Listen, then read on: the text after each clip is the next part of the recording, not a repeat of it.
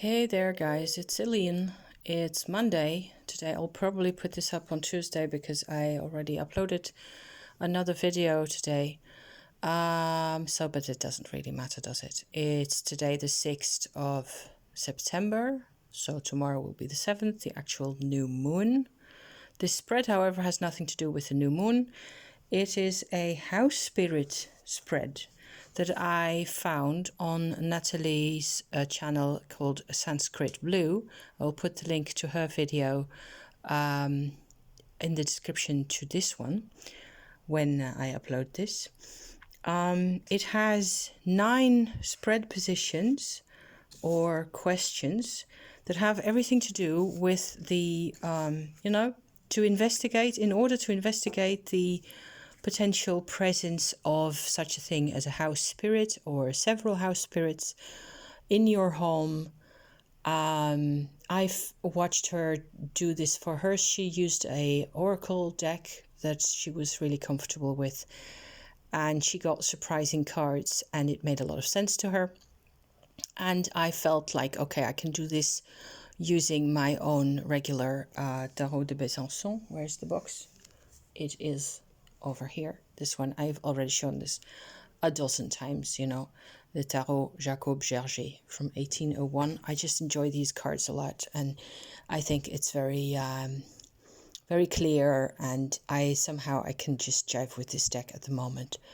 So position number 1, I'm going to also put the spread questions in the description down there, okay, so you can have a go at this if you feel like it.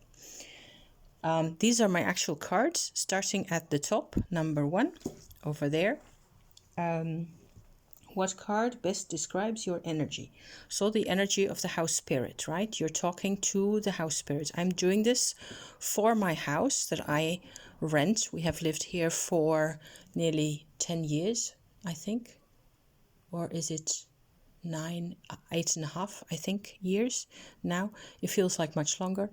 And somehow today I got into all sorts of discussions about houses and things with people, also with Jennifer Pearson over at her on her channel, and about which houses do what for you and why and wherefore.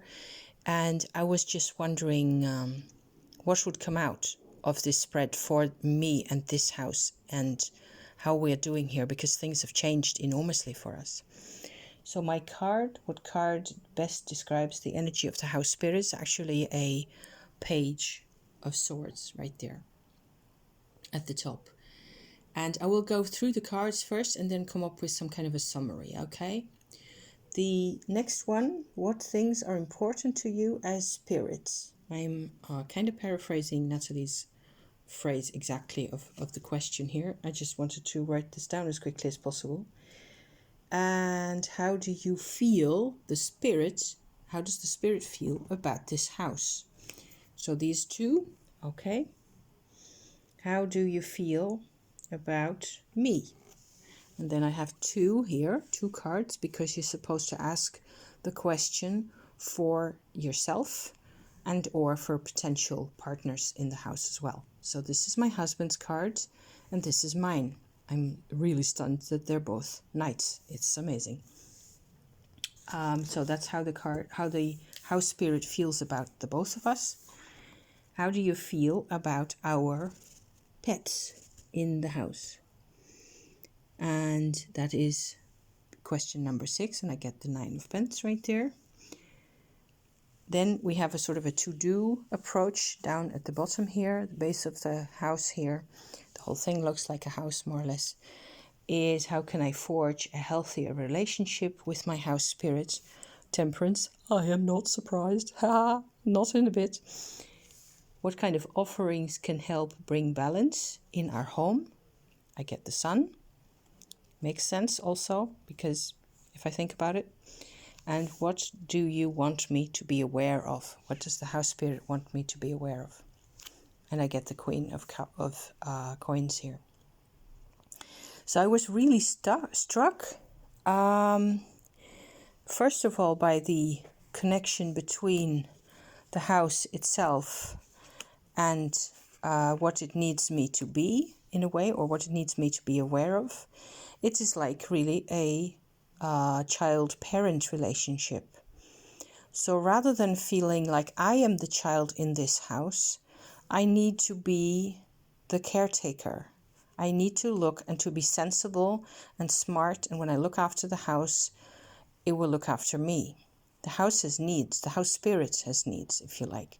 I am Dutch. I don't necessarily always feel completely comfortable with using the idea of house spirits. Because that very often, instead of thinking of a genus of place like the Romans used to, I will think of ghosts, really, of entities and impressions from the past sitting in my house that really don't belong here. I have not felt such presences here that much. The cards, all in the total of the cards, the total of the spread, represents rather well how I feel here. But I have to be aware that I am the one looking after the house spirit. The house spirit is a young person who is keen to learn about things and develop and grow. And it's a very positive presence, really. So that's pretty awesome. But I still have to be aware of my responsibility towards them. So number 2, let me look again. What things are important? So I get this card. And this is one of those moments where I am personally not too fond of my own Rider-Waite training in my brain. The Rachel Pollack, Rider-Waite meanings for cards that I've used all my life, that I still kind of use as a stepping stone sometimes in, just to have a quick idea of where I'm going with things. But apparently, well, what I always do with this deck anyway is go back to the astrological meanings. This one has the astrological position for the 5 of Pentacles is Mercury in Taurus. So me being an astrologer, I'm way more comfortable with that interpretation than with the, church window and people being shut out of a kind of a situation, kind of a thing going on, that kind of story. That always reminds me of the little matches, the girl with the matches. You know what I mean, that fairy tale. Ugh, horrible. Mercury in Taurus, I can see for me as meaning painstaking, piece by piece, working your way forward. Mentally, that is. So it is a Mercury card. Mercury is a mind operator, right? Just like the Page of Swords here is a mind person. So they're comfortable with me, apparently, or both of us, doing all sorts of studenty, painstaking investigation type work, which is exactly what we've always been doing here. The other card is quite different. How do you feel about the house? How does the house spirit feel about the house? I get this one, and its astro is Sun in Scorpio. So that's actually the opposite sign from the Taurus over here, And so it feels very much like a home, but it's also typical Scorpio, kind of bottomless. So the roots of this house go all the way down to the heart of the earth, through human experience, that is, which I find pretty neat. I'm just pulling this out of my hat here, if you don't mind, because that's just what fell into my head here. The way the house sees us, we get 2 knights, which I think is just so pretty and so awesome. I'm the emotional one with the cups, and my husband is the sword one, the brains of the outfit. In actual practice, it tends to be the other way around. Then again, I suppose that's what he looks at. You would tend to suggest from this kind of a configuration here that the house spirit is actually male. Which is interesting. So yeah, the way the house spirit looks at the pet is just one of them at this moment, is our pussycat, who's a, I don't know, 5-6-year-old by now, small pussycat, white and orangey ginger type fur she has. And she tends to be outside a lot and to do whatever she pleases. And here she comes now. Can I film you for a tiny second as you come in the house? Or maybe I will just have to go like so. There's Pussycat, see? Checking out whether she can actually sit in the chair. So her card, or the way the house spirit looks at her, is the Nine of Pentacles, which is Venus in Virgo in my book. And, no problems there. Each their own space, each their own role in the house, and it's comfortable. Venus in Virgo, I think, is comfortable and well organized, and it's not hyper emotional, but neither is she. So she's. I think the house is quite fine with the cat over there. Then, of course, there are pentacles here and here and here. So there may be some kind of a link, if you want to look at it that way, through the elements. I had, how may I forge a healthier relationship? I'm not surprised at the Temperance card, like I said earlier. I also realized this isn't just about temper and about controlling my emotions and things like that, even though it may eventually also be about that a bit more than you'd like to think. But it is also about being aware of the alchemy of situations. For me, there's quite some advice in these cards here as to how to be in the best state of harmony with this house. And this card says to me that I do a great job. If I pay attention, I can do a great job by being aware often that there is always another side to things.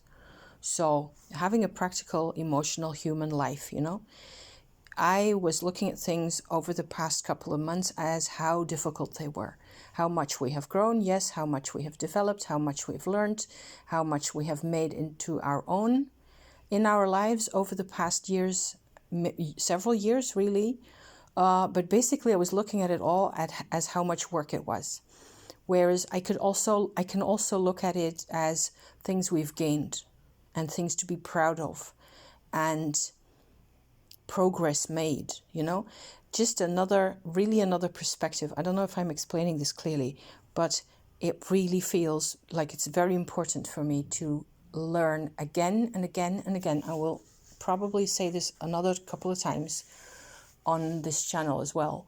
Like you just have to be aware that you can always look at at things from a different perspective, instead of complaining that it's all so hard and such a lot of work and you're never good enough at things. You can also say, sheesh, but if I compare myself now to 5 years ago, I know who I want to be, right? I'd rather be me now, even though things are tough and all the known planets to humanity are going retrograde at the moment, and Saturn is squaring Uranus and whatever else, God help us, The offerings that the house would like to balance our home, I get the Sun, and I think I will go into this in a bit more detail and then just sort of hang up the connection, because there's more to this than meets the eye as well. I feel that the Sun card always stands for us knowing what it is that we're doing, for us knowing who we really are. It is the card of the true self. That's what I feel like.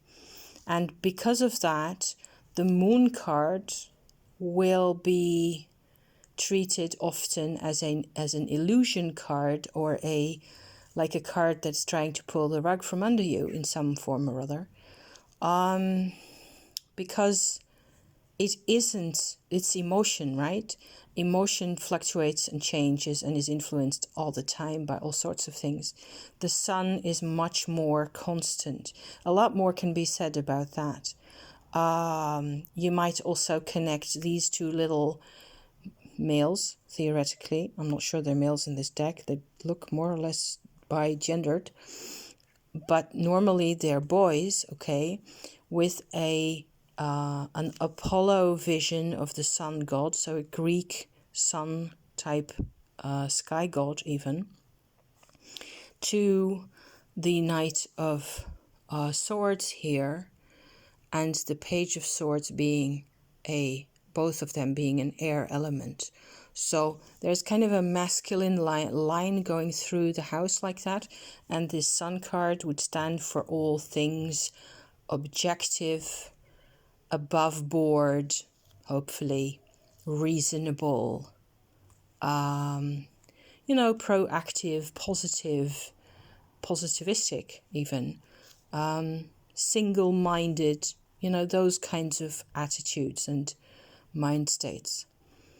For me, that's one way of looking at things, I tend to see myself less as this and more these days, more as these times the Knight of Cups has come out a couple more times for me, and the King of Cups has come out. Also, the King of Pentacles has come out. I see myself a lot less as a rationalist these days. Anyway, I hope this was entertaining and somehow made sense to you. I hope you'd be, entertained to go do your own and see what your cards tell you about your house and your house spirits. Okay? Thank you for watching. See you next time. Bye-bye.